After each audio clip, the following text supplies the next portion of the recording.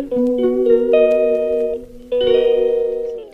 Channel first time my channel ನೋಡ್ತೀರಿ subscribe ಮಾಡ್ಕೊಳ್ಳಿ friends. ಇವತ್ತು ಬಂದ್ಬಿಟ್ಟು ಕುಂಬಳಕಾಯಿಗೆ ಸುಮಾರು ವೆರೈಟೀಸ್ ಮಾಡ್ತೀವಿ. ಅದರಲ್ಲೂ ಒಂದು ಕುಂಬಳಕಾಯಿ ಗೊಜ್ಜು ಮಾಡೋಣ ಅಂತ. ದೋಸೆಗೆ ತುಂಬಾ ಚೆನ್ನಾಗಿರುತ್ತೆ. ಅದಕ್ಕೆ ಏನೇನಪ್ಪ ಬೇಕು ಅಂದರೆ, ಫಸ್ಟ್ಗೆ ನಾನು ತೆಂಗಿನಕಾಯಿ, ಈರುಳ್ಳಿ, ಬೆಳ್ಳುಳ್ಳಿ, ಹಸಿಮೆಣಸಿನ್ಕಾಯಿ, ಕೊತ್ತಂಬರಿ ಸೊಪ್ಪು, ಹಸಿ ಶುಂಠಿ, ಚಕ್ಕೆ, ಲವಂಗ, ಒಂಚೂರು ಗಸಗಸೆ, ಧನಿಯಾ ಪುಡಿ ಹಾಕೋಬೇಕು, ಮತ್ತು ಟೊಮೊಟೊ, ಒಂಚೂರು ಹುರ್ಗಡ್ಲೆ, ಇದಿಷ್ಟು ರುಬ್ಬೋದಕ್ಕೆ ಮಸಾಲೆ ತೊಗೊಂಡಿದ್ದೀನಿ. ಇದು ಕುಂಬಳಕಾಯಿ ಕಟ್ ಮಾಡಿ ಇಟ್ಕೊಂಡಿದ್ದೀನಿ. ಗೊಜ್ಜಿಗಾದರೆ ಸ್ವಲ್ಪ ದಪ್ಪನೇ ಇರಬೇಕು, ಬೆಂದಿರುವಾಗೆಲ್ಲ ಇದಾಗ್ಬಿಡುತ್ತೆ.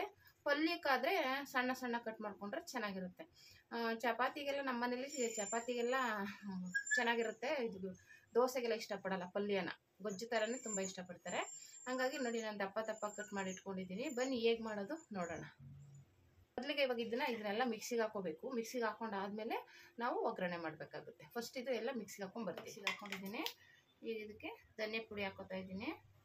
ಇದು ನಾನು ಮನೇಲೇ ಮಾಡಿಸ್ಕೊಂಡಿರೋಂಥ ಧನಿಯಾ ಪುಡಿ 2 ಸ್ಪೂನ್ ಹಾಕ್ಕೊಂಡಿದ್ದೀನಿ, ಸಾಕು. ಕೊತ್ತಂಬರಿ ಸೊಪ್ಪೆಲ್ಲ ಹಾಕಿರ್ತೀವಲ್ಲ, ಸ್ವಲ್ಪ ಸಾಸಿವೆ ಹಾಕಿರ್ತೀನಿ. ಸಾಸಿವೆ ಹಾಕ್ಕೊಂಡು ಚೂರು ಸ್ವಲ್ಪ ಕಡಲೆಬೇಳೆ ಹಾಕೋತಿದ್ದೀನಿ.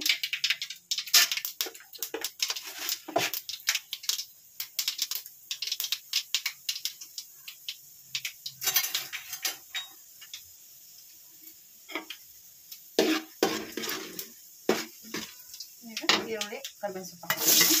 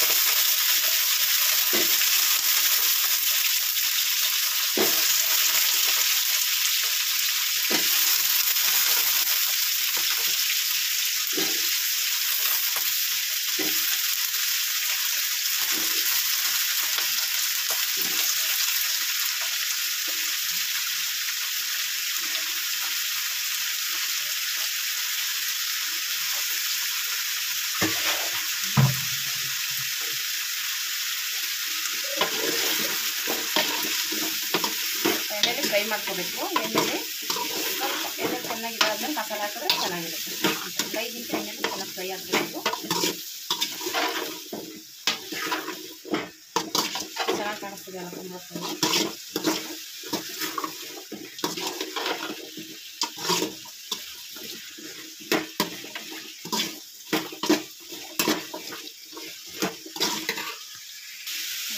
ಈಗ ರುಬ್ಬಿರೋ ಮಸಾಲೆ ಹಾಕ್ತೀನಿ. ರುಬ್ಬಿರೋ ಮಸಾಲೆ ಹಾಕ್ತಾ ಇದ್ದೀನಿ.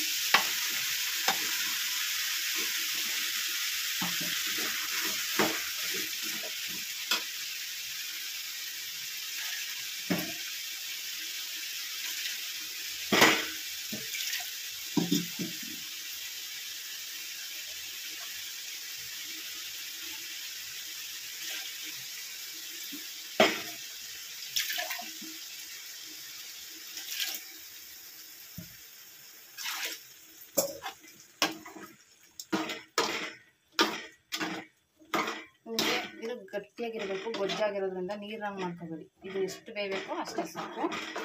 ತೆಳ್ಳಗೆ ಮಾಡಿದ್ರೆ ಅಷ್ಟು ಚೆನ್ನಾಗಿರಲ್ಲ. ಇದು ಗೊಜ್ಜು ಅಲ್ವಾ, ಇದು ಕುಂಬಳಕಾಯಿ ಗೊಜ್ಜು ಥರ ಇದ್ರೇ ಚೆನ್ನಾಗಿರುತ್ತೆ. ನೀರಾಗಿ ಮಾಡ್ಕೋಬೇಕು. ಇದು ಬೇಗ ಅಷ್ಟೇ, ಆಮೇಲೆ ಬೇಗ ಬೆಂದೋಗುತ್ತೆ. ಇದು ಕುಂಬಳಕಾಯಿ ಬೇಗನೆ ಸಾಫ್ಟ್ ಆಗಿರುತ್ತೆ. ಒಗ್ಗರಣೆ ಎಲ್ಲ ಮಾಡಿದ್ವಲ್ಲ, ಈಗ ಸ್ವಲ್ಪ ಉಪ್ಪು ಹಾಕ್ಬಿಟ್ಟು ಮುಚ್ಚಿಬಿಡೋಣ. ಉಪ್ಪು ಹಾಕ್ಬಿಟ್ಟು ಮುಚ್ಚಿಬಿಡೋಣ.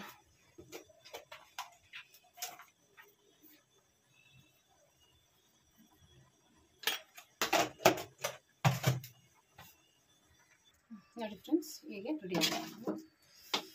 ಸಖತ್ತಾಗಿದೆ, ಚೆನ್ನಾಗಾಗಿದೆ ನೋಡಿ. ಥರ ಗೊಜ್ಜು ಥರ ಆಗಬೇಕು, ನೀರು ಥರ ಆಗ್ತಾರೆ. ಈಗ ರೆಡಿ ಆಗಿದೆ ಇದು. ಸಖತ್ತಾಗಿದೆ.